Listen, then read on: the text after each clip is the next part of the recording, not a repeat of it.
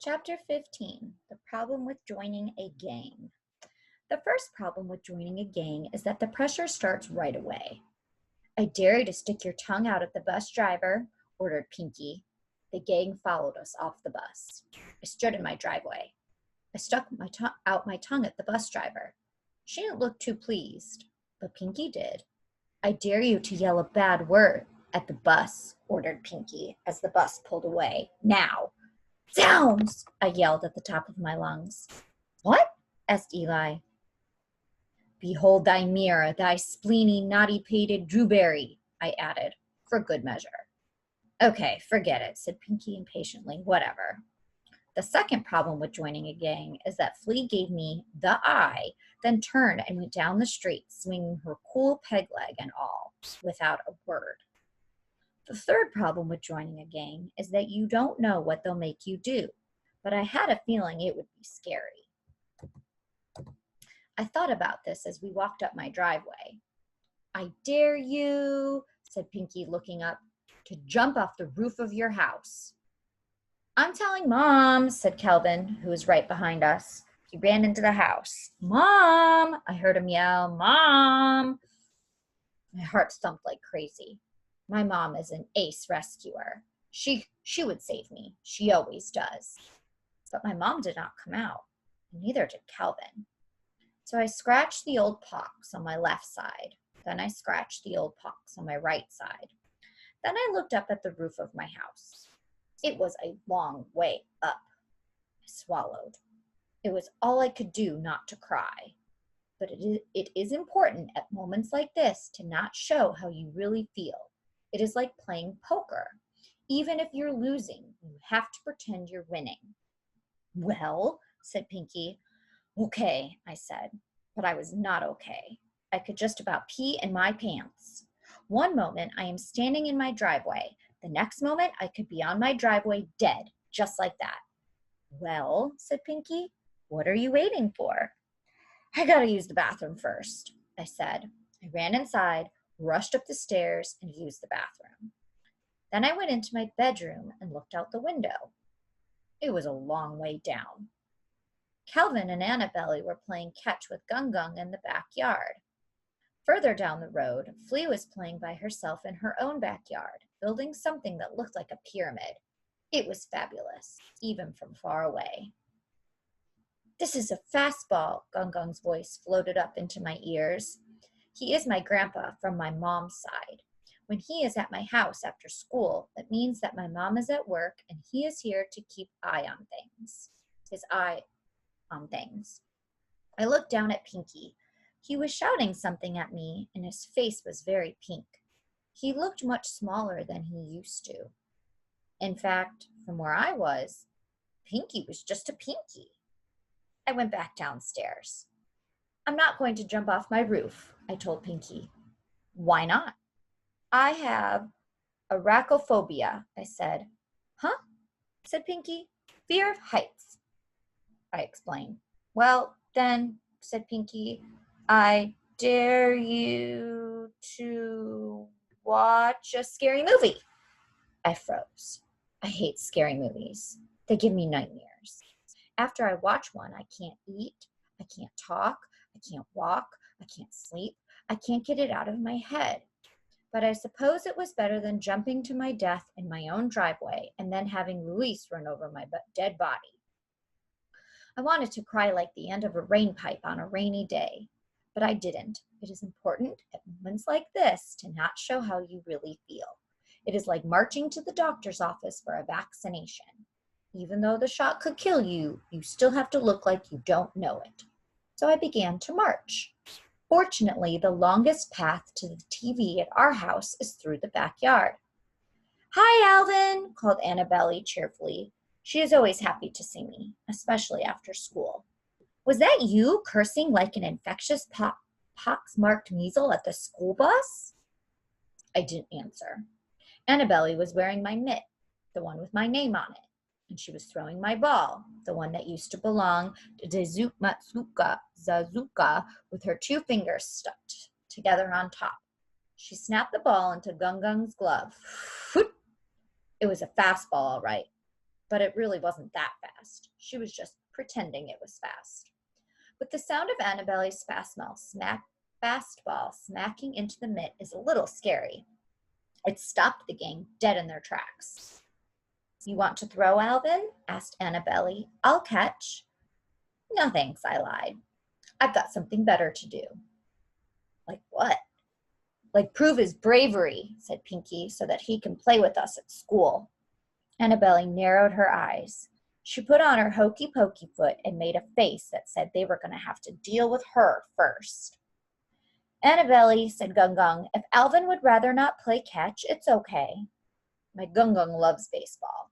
He is an ace pitching machine, and playing catch with him is our favorite thing to do after school whenever he is around.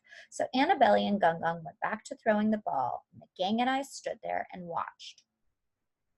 This is a knuckleball, Gung Gung said, showing Annabelle and Calvin. He bent his 2 fingers at the knuckles so they came up like 2 rabbit ears on the ball and pitched it to Calvin. It was slow and tricky. Calvin hardly knew where it was going.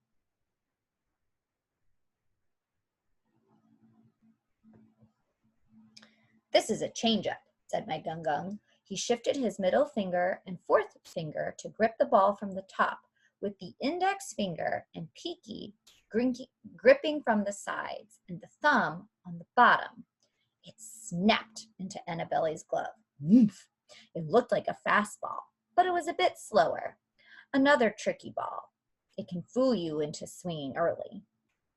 Then my Gung Gung demonstrated the 2-seam fastball and the 4-seam fastball. Then the split finger and its cousin, the nastier, slower forkball. They are bad, meaning they are fantastic. I could hardly stand it. I love throwing with my Gung Gung.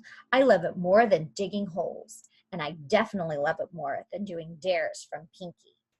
To make matters worse, there was Annabelle using my glove and ball. I thought you boys had something better to do, said Gung Gung. No one moved. A breeze swirled crispy leaves up and around our ankles. Oh, yeah, said Pinky finally. We do. And that is the worst problem with joining a gang. Someone else speaks for you. Chapter 16, A Horrific Thing. By the time we came up from the basement after watching Alien Babies land from outer space, it was getting dark. The house was very quiet, except for the wind weeping and wailing through the walls, and the faint machine gun sound of my mom's sewing machine coming from upstairs. Besides being an ace pitching machine, my Gung Gung also likes to sew. That wasn't a very scary movie at all, stammered Scooter. No, it wasn't, said Eli.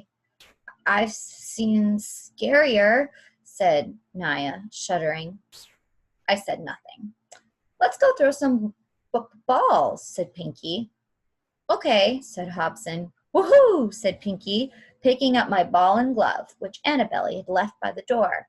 We even have an autographed baseball by Alvin Ho. The gang slapped high fives. I slapped nothing. I think there's something wrong with Alvin, said Sam. I could hardly move. I could hardly blink. I could hardly breathe. I could hardly do anything but watch alien babies invade Earth and crawl around like zombies over and over again in my mind. The Pinky and the gang had already gone out, and so had my glove and ball. And so I followed, like a zombie myself. Outside, it was a dark and shadowy night. The trees reached its crooked fingers toward me. The garden hose slithered and hissed. Usually, no one pitches at our house when it gets dark. You can't see what you're doing, and if you miss, you could have a terrible accident. I'd like to learn the forkball, Pinky said to me. Show me. He threw me the ball and backed up. I froze. A forkball is a killer. It is slow and nasty. Even in daylight, you can hardly tell where it's going. If Pinky didn't catch it, the ball could smack him right between the eyes. Come on, said Pinky. You waiting for retirement or something? I shivered. I squinted. It was hard to tell the gang apart from the other creepy shadows in the yard. I haven't got all night, screeched Pinky. So I wound my pitch, leaned back on one leg, then fired it with all my might. There was no thud in the glove. A thick, soupy silence poured into our ears. Then, crack! The sound of a window splintering into a million diamonds. Oops. I think I hear my mom calling, said Pinky. He tossed my glove and had started across the yard when a horrific thing emerged from the shadows and came charging toward us. Half of it was green and the other half was black. Scales ran along one side and warts ran down the other. I was ready to pee in my pants, but I didn't. At moments like this, it is important to have already used the bathroom, which I had. Ah! Screamed Pinky, screamed a belly button piercing scream. Ah!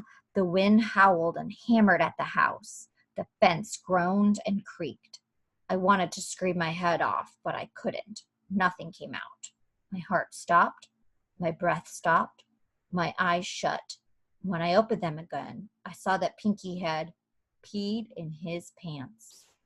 I didn't know what to say, and neither did the rest of the gang. What do you say when somebody's just embarrassed himself to death? The horrific thing moved closer. La la la la la la la, it sang. Pinky turned and ran. Ah! He screamed. Hi, Alvin, said the horrific thing. It was Annabelle's voice. But it was not Annabelle. La la la la la, it sang again. Had the horrific thing swallowed Annabelle? Do you like my Halloween costume, Alvin? Said Annabelle's voice. Gung Gung just finished it. The horrific thing twirled menacingly one way and then menacingly the other. It was uglier than any of the alien babies and scarier than the whole movie from beginning to end. What are you doing? What are you? I asked. Half witch and half dragon, said Annabelle's voice. I couldn't decide, so Gung Gung said I could be both. Oh, I said. Then, surprise, surprise, I remembered to say something nice to Annabelle. You look terrific, I said, even though she was ugly enough to make you run. You'd better come in now, called my Gung Gung from the house. He was a dark shape against the bright light in the doorway. Annabelle and I ran toward the light. Luckily, your mother wasn't home, my Gung Gung said as I stepped past him. You can tell her what happened in the morning. I nodded and then looked over my shoulder. The rest of the gang had disappeared. Our yard was quiet. The house next door was completely dark and quiet, too. Luckily, the neighbors weren't home either.